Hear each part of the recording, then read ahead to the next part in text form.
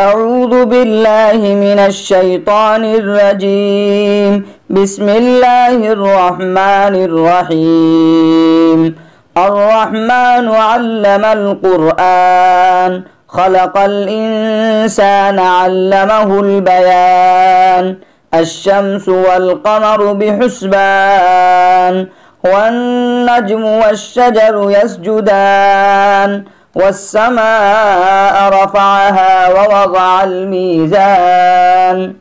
ألا تطغوا في الميزان وأقيموا الوزن بالقسط ولا تخسروا الميزان. والأرض وضعها للأنام فيها فاكهة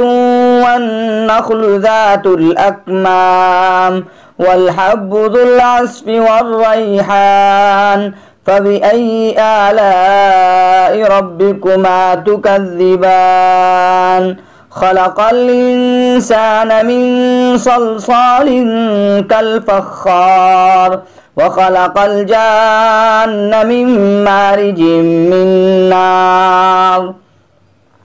فبأي آلاء ربكما تكذبان؟ رب المشرقين ورب المغربين. فبأي آلاء ربكما تكذبان؟ مرج البحرين يلتقيان بينهما برزخ لا يبغيان. فبأي آلاء ربكما تكذبان؟ يخرج منهما اللؤلؤ والمرجان. فبأي آلاء ربكما تكذبان؟ وله الجوار المنشآت في البحر كالأعلام. فبأي آلاء ربكما تكذبان؟ كل من عليها فان ويبقى وجه ربك ذو الجلال والإكرام. فبأي آلاء ربكما تكذبان؟ يسأله من في السماوات والأرض كل يوم هو في شان. فبأي آلاء ربكما تكذبان؟ سنفرغ لكم أيها الثقلان. فبأي آلاء ربكما تكذبان؟ يا معشر الجن والإنس إن استطعتم أن تنفذوا من أقطار السماوات والأرض فانفذوا لا تنفذون إلا بسلطان. فبأي آلاء ربكما تكذبان؟ يرسل عليكما شواظ من نار ونحاس فلا تنتصران. فبأي آلاء ربكما تكذبان؟ فإذا انشقت السماء فكانت وردة كالدهان. فبأي آلاء ربكما تكذبان؟ فيومئذ لا يسأل عن ذنبه إنس ولا جان. فبأي آلاء ربكما تكذبان؟ يعرف المجرمون بسيماهم فيؤخذ بالنواصي والأقدام. فبأي آلاء ربكما تكذبان؟ هذه جهنم التي يكذب بها المجرمون يطوفون بينها وبين حميم آن. فبأي آلاء ربكما تكذبان؟ ولمن خاف مقام ربه جنتان. فبأي آلاء ربكما تكذبان؟ ذواتا أفنان. فبأي آلاء ربكما تكذبان؟ فيهما عينان تجريان. فبأي آلاء ربكما تكذبان؟ فيهما من كل فاكهة زوجان. فبأي آلاء ربكما تكذبان متكئين على فرش بطائنها من استبرق وجنى الجنتين دان فبأي آلاء ربكما تكذبان فيهن قاصرات الطرف لم يطمسهن إنس قبلهم ولا جان فبأي آلاء ربكما تكذبان كأنهن الياقوت والمرجان فبأي آلاء ربكما تكذبان هل جزاء الإحسان إلا الإحسان فبأي آلاء ربكما تكذبان ومن دونهما جنتان فبأي آلاء ربكما تكذبان مدهامتان فبأي آلاء ربكما تكذبان فيهما عينان نضاختان فبأي آلاء ربكما تكذبان فيهما فاكهة ونخل ورمان فبأي آلاء ربكما تكذبان فيهن خيرات حسان فبأي آلاء ربكما تكذبان حور مقصورات في الخيام فبأي آلاء ربكما تكذبان لم يطمسهن إنس قبلهم ولا جان فبأي آلاء ربكما تكذبان متكئين على رفرف خزر وأبقري حسان فبأي آلاء ربكما تكذبان تبارك اسم ربك ذي الجلال والإكرام بسم الله الرحمن الرحيم ياسين والقرآن الحكيم إنك لمن المرسلين على صراط مستقيم تنزيل العزيز الرحيم لتنذر قوما ما أنذر آباؤهم فهم غافلون لقد حق القول على أكثرهم فهم لا يؤمنون إنا جعلنا في أعناقهم أغلالا فهي إلى الأذقان فهم مقمحون وجعلنا من بين أيديهم سدا ومن خلفهم سدا فأغشيناهم فهم لا يبصرون وسواء عليهم أأنذرتهم أم لم تنذرهم لا يؤمنون إنما تنذر من اتبع الذكر وخشي الرحمن بالغيب فبشره بمغفرة وأجر كريم إنا نحن نحيي الموتى ونكتب ما قدموا وآثارهم وكل شيء أحصيناه في إمام مبين واضرب لهم مثلا أصحاب القرية إذ جاءها المرسلون إذ أرسلنا إليهم اثنين فكذبوهما فعززنا بثالث فقالوا إنا إليكم مرسلون قالوا ما أنتم إلا بشر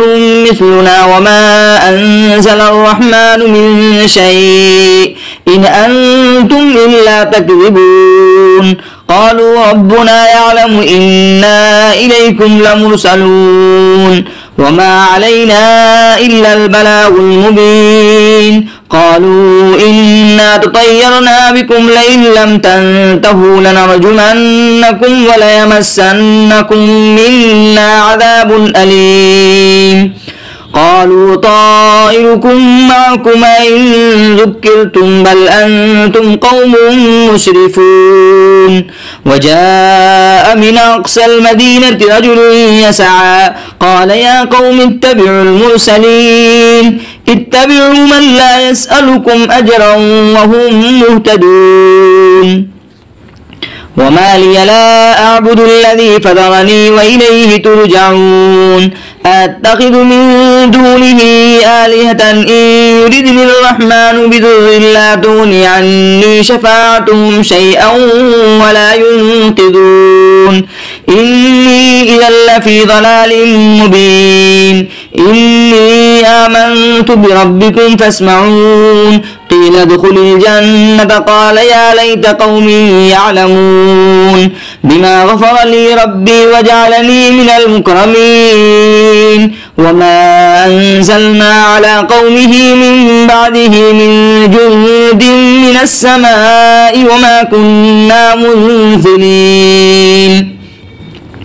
إن كانت إلا صيحة واحدة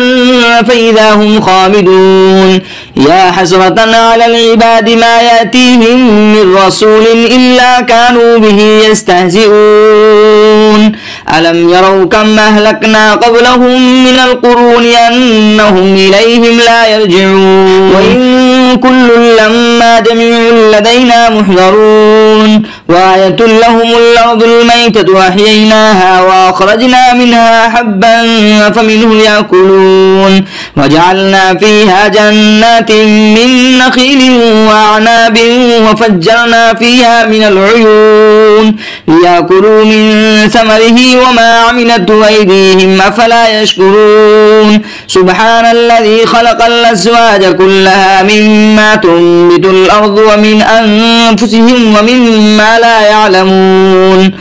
وآية لهم الليل نسلخ منه النهار فإذا هم مظلمون والشمس تجري لمستقر لها ذلك تقدير العزيز العليم والقمر قدرناه منازل حتى عاد كالعرجون القديم لا الشمس ينبغي لها أن تدرك القمر ولا الليل سابق النهار وكل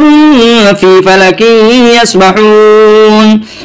وآية لهم أنا حملنا ذريتهم في الفلك المسحون وخلقنا لهم من مثله ما يركبون وإن نشأ نغرقهم فلا صريخ لهم ولا هم ينقذون إلا رحمة منا ومتاعا إلى حين وإذا قيل لهم اتقوا ما بين أيديكم وما خلفكم لعلكم ترحمون وما تأتيهم من آية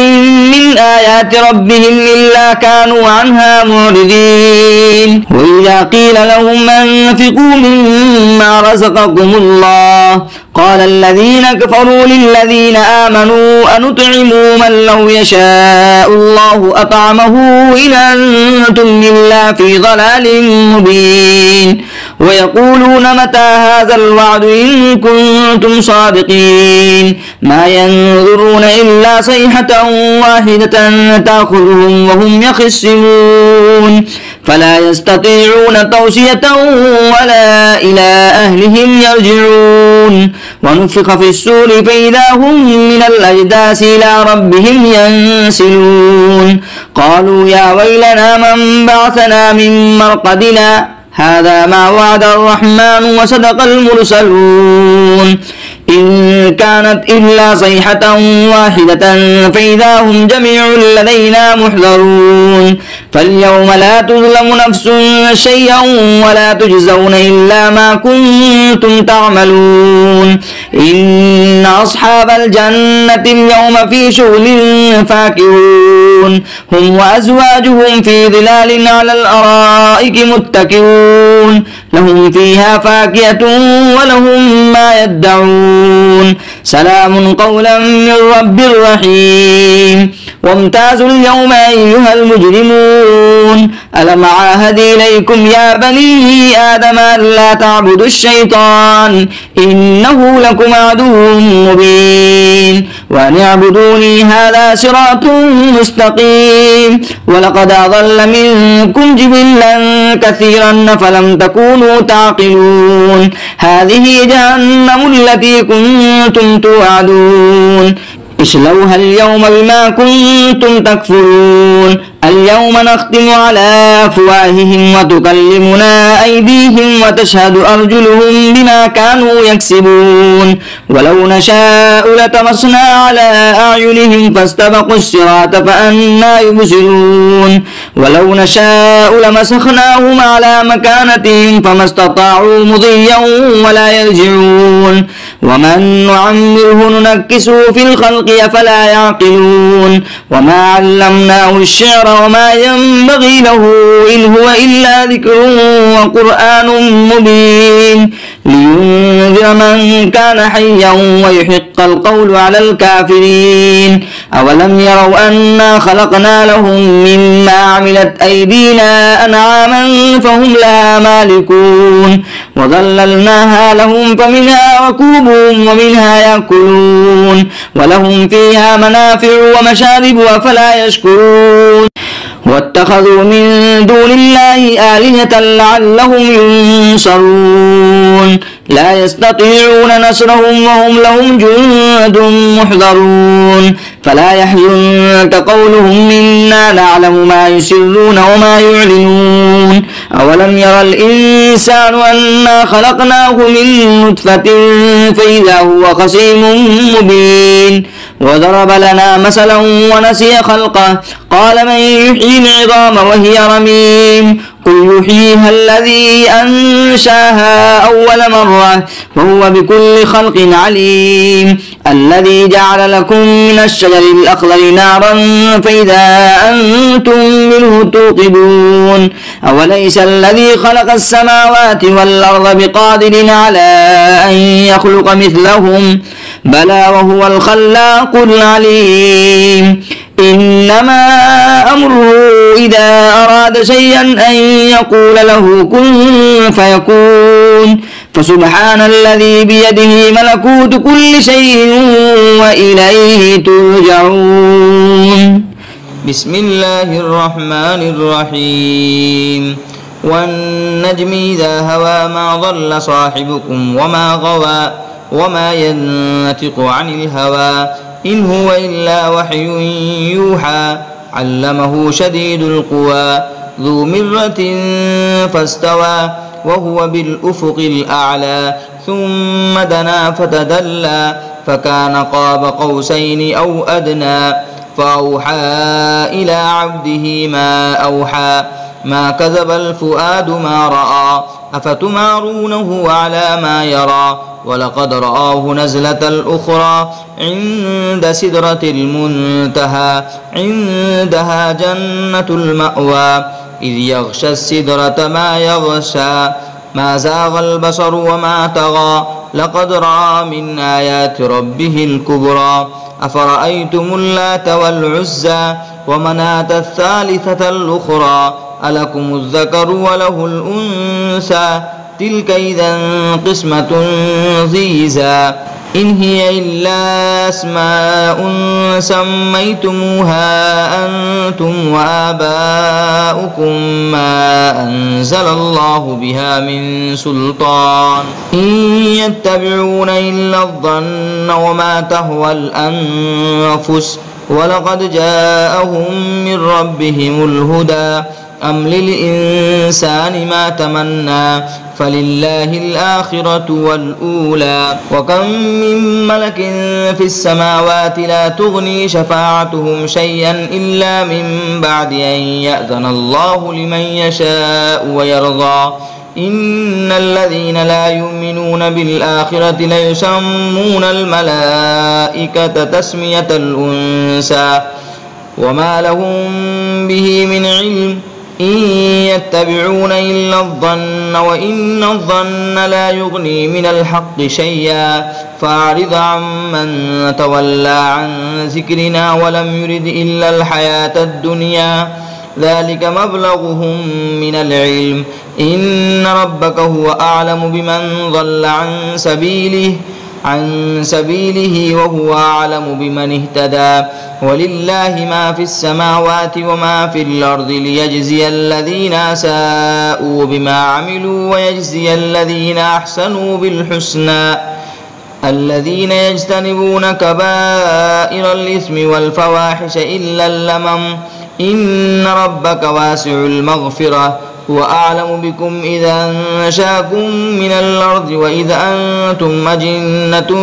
في بطون أمهاتكم فلا تزكوا أنفسكم هو أعلم بمن اتقى أفرأيت الذي تولى وأعطى قليلا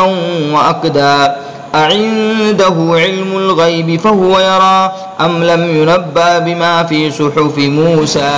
وإبراهيم الذي وفى ألا تزر وازرة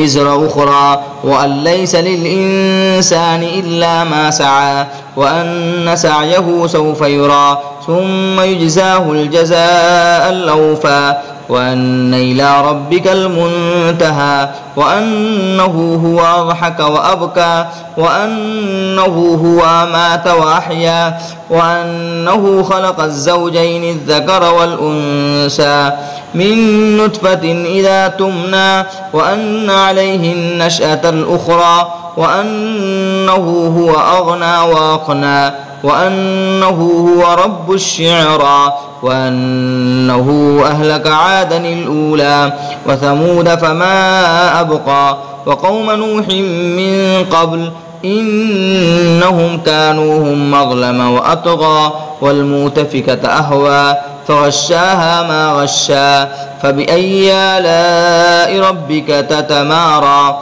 هذا نذير من النذر الأولى أزفت الآزفة ليس لها من دون الله كاشفة أفمن هذا الحديث تعجبون وتضحكون ولا تبكون وأنتم سامدون فاسجدوا لله واعبدوه صدق الله العظيم.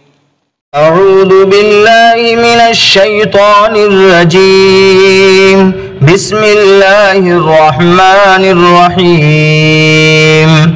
إذا وقعت الواقعة ليس لوقعتها كاذبة خافضة رافعة إذا رجت الأرض رجا وبست الجبال بسا فكانت هباء منبثا وكنتم أزواجا ثلاثة فأصحاب الميمنة ما أصحاب الميمنة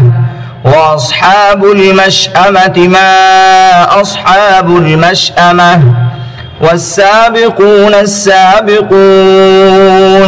أولئك المقربون في جنات النعيم ثلة من الأولين وقليل من الآخرين على سرر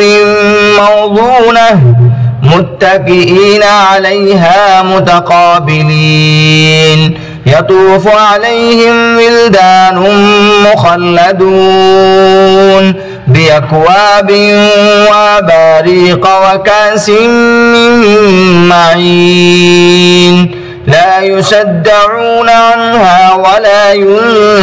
ينزفون وفاكهة مما يتخيرون ولحم طير مما يشتهون وحور عين كأمثال اللؤلؤ المكنون جزاء بما كانوا يعملون لا يسمعون فيها لغوا ولا تأثيما إلا قيلا سلاما سلاما وأصحاب اليمين ما أصحاب اليمين في سدر مخضود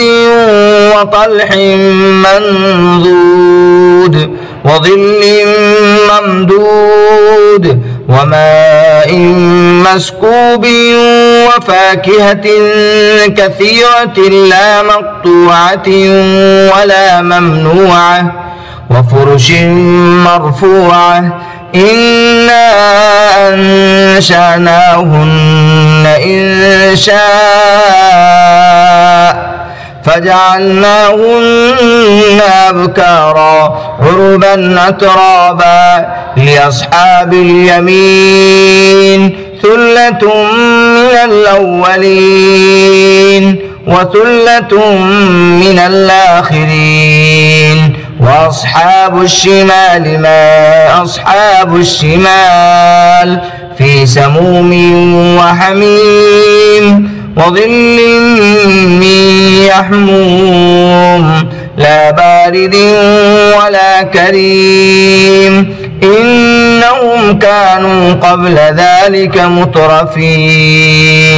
وكانوا يصرون على الحنث العظيم وكانوا يقولون إذا متنا وكنا ترابا وعظاما أئنا لمبعوثون أو آباؤنا الأولون قل إن الأولين والآخرين لمجموعون إلى ميقات يوم معلوم ثم إنكم أيها الضالون المكذبون لآكلون من شجر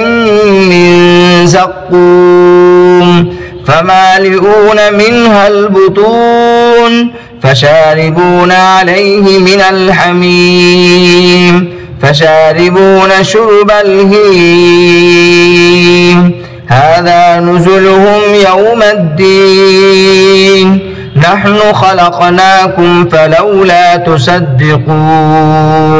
أفرأيتم ما تمنون أنتم تخلقونه أم نحن الخالقون نحن قدرنا بينكم الموت وما نحن بمسبوقين على أن نبدل أمثالكم وننشئكم فيما لا تعلمون ولقد علمتم النشأة الأولى فلولا تذكرون أفرأيتم ما تحرثون أنتم تزرعونه أم نحن الزارعون لو نشاء لجعلناه حطاما فظلتم تفكهون إنا لمغرمون بل نحن محرومون أفرأيتم الماء الذي تشربون أنتم أنزلتموه من المزن أم نحن المنزلون لو نشاء جعلناه جاجا فلولا تشكرون أفرأيتم النار التي تورون أأنتم أنشأتم شجرتها أم نحن المنشئون نحن جعلناها تذكرة ومتاعا للمقوين فسبح باسم ربك العظيم فلا أقسم بمواقع النجوم وإنه لقسم لو تعلمون عظيم إنه لقرآن كريم في كتاب مكنون لا يمسه إلا المطهرون تنزيل من رب العالمين أفبهذا الحديث أنتم مدهنون وتجعلون رزقكم أنكم تكذبون فلولا إذا بلغت الحلقوم وأنتم حينئذ تنظرون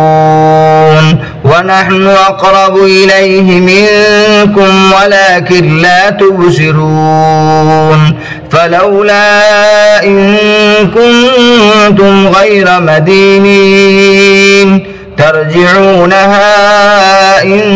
كنتم صادقين. فأما إن كان من المقربين فروح وريحان وجنة نعيم. وأما إن كان من أصحاب اليمين فسلام لك من أصحاب اليمين.